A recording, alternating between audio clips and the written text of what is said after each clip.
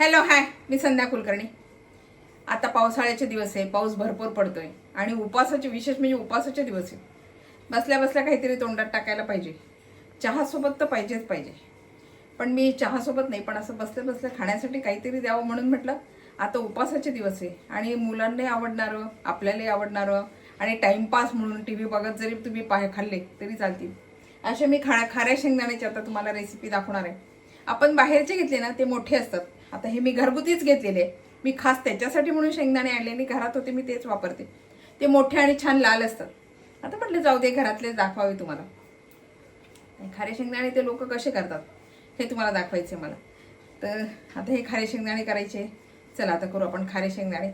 आणि हे खारे शेंगदाणे एकदा करून ठेवले ना, खरं म्हणजे की पोरं मग केव्हाही पॉप्युलर मूडवर घेतलं खातात. शेंगदाणे खाणे चांगले आहे, शरीराला चांगले आहे. बाकीचं खाण्यापेक्षा बाहेरचं घे बाबा, थोडंसं वाटीत दिले खात राहा असं म्हटलं. लहान मुलांना तरी आवडीनं खातील ते लहान मुलं. आणि बाहेरचं आणण्यापेक्षा घरचं केलेलं बरंच, म्हणून म्हटलं बघ तुम्हाला दाखवावी ही रेसिपी. तर चला आता खारे शेंगदाणे करू. याच्यासाठी लागणारं साहित्य काहीच नाही आहे खरं म्हणजे. काय याला अगदी साधी सोपे शेंगदाणे येते. शेंगदाणे, मीठ, पाणी, बस काय लागते याला, काही लागत नाही शेंगदाणे. आता हे कसे करायचे मी तुम्हाला दाखवते. मी थोडेच घेतले कारण आमच्याकडे फार कोणाला खारे शेंगदाणे आवडत नाही. मीच खाते, बाकी मुलगा नाही खात आणि यांना चावत नाही, मुलगा खात नाही, त्याच्यामुळे मग मी थोडेच घेतले, तुम्हाला दाखवायसाठी घेतले खरं म्हणजे मी. तर आता हे शेंगदाणे, चला आता हे कसे करायचे दाखवते तुम्हाला. कढईमध्ये पाणी टाकते, थोडेच आहे की फार नाही आहे माझे शेंगदाणे, थोडंच पाणी घेतलं मी. छान आपलं पाणी उकळलंय. आता याच्यामध्ये मीठ घालते.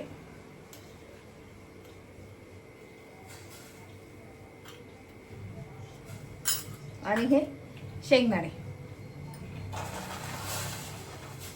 हे छान उकळू देते. आता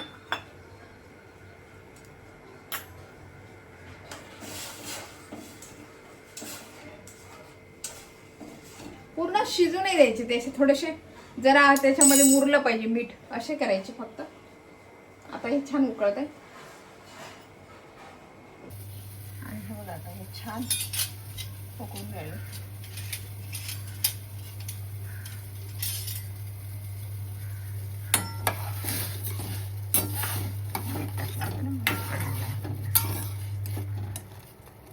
थोडेसे होऊ द्यायचे.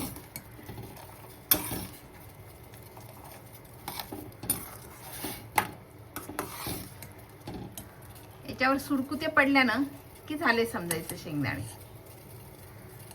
या सालांवर सुरकुते पडल्या ना की आपले शेंगदाणे झाले.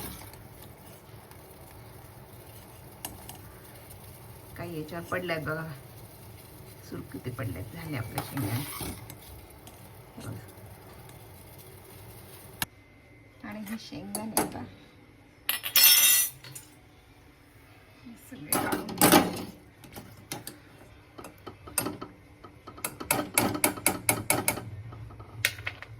ताटामध्ये काढून.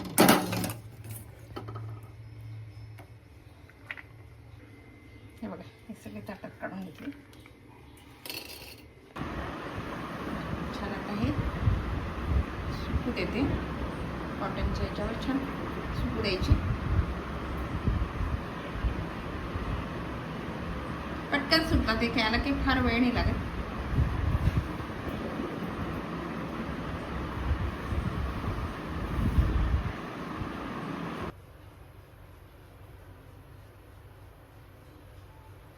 कढईत मीठ टाकलंय, छान गरम गॅस चालू केलंय. हेलो, हाँ निकल जाओ. सुन ना, मैं क्या बोल रहा हूँ, गाड़ी है तेरे पास कार? परत टाकते.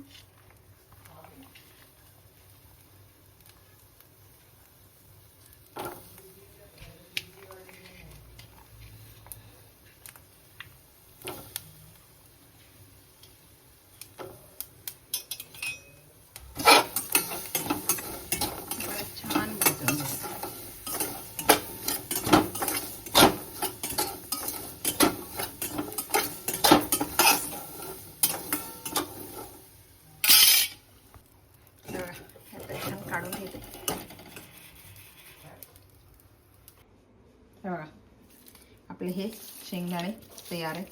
हे लाल नाही आहे, लाल असते तर आणखीन तसेच वाटले असते प्रॉपर, पण हे लाल शेंगदाणे नाही, आपल्या घरातले शेंगदाणे, पण चवीला अगदी तसेच लागतात परफेक्ट. आपण जे बाहेरचे घेतो ना तसेच शेंगदाणे लागतात हे बघा.